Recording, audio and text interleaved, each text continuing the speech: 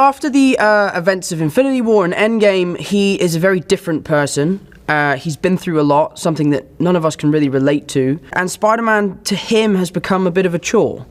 You know, he decides to sort of hang up the suit and go on holiday and enjoy his time with his friends and just be a young adult and be someone who's enjoying their life and learning who they are and finding out where they belong in the world. But throughout the course of the movie, he realizes he's already found out where he belongs, and that's in the Spider-Man suit, and that's with the responsibility of saving his neighborhood and saving the city, and in some cases, saving the world.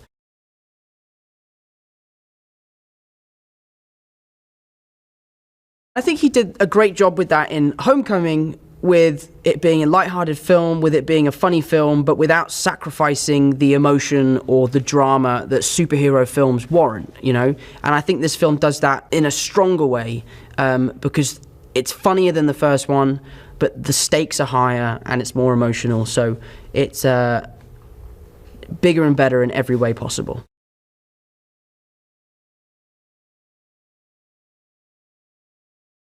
I loved working with Sam. I really enjoyed working with Sam. It was a lot of fun.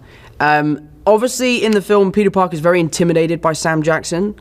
Tom Holland might have been a little bit intimidated by Sam Jackson, but he's a lovely guy, and he was really welcoming, and we bonded over golf. We both played golf. It was just cool for me to bring Spider-Man into a bigger part of the MCU. Every time I get to do a scene with one of these veterans who have been there since the beginning, it's just really exciting because we're solidifying the fact that this character exists in a bigger world, and there's endless possibilities.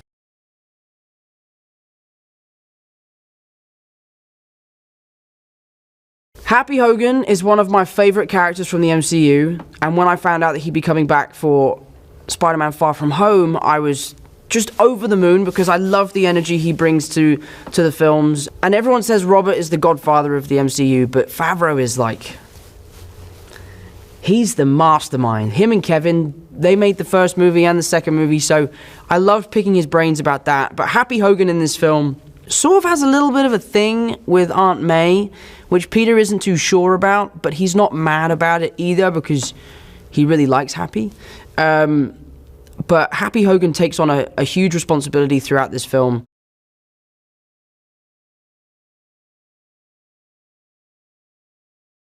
Jacob was fantastic in the first one, but he had gone away after making Spider-Man Homecoming and made a few new films, and when he came onto set for Spider-Man Far From Home, he meant business. He was so good, and when we finished the first scene with him, everyone was blown away by how great he was, and he improvised for 2 minutes straight, and all of it was great. Because you often find when people improvise that you're like, oh, come on, mate, this is really rubbish. You're just wasting film now. And Jacob filled a clip of just gold, and I hope all of it makes the film because it was so funny, and I was in stitches behind the camera.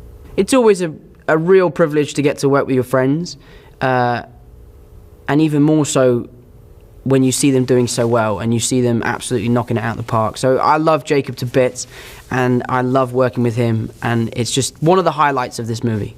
Hi guys, here's today's Daily Fact. In order to get the role of Spider-Man amidst hundreds of contestants, on his audition tape, Tom Holland decided to do a somersault into the frame and then a somersault out, trying to convince the casting directors with his acrobatics. Looks like he made it. Remember to click below to subscribe, and if you like my shirt, you can get it at the link in the description.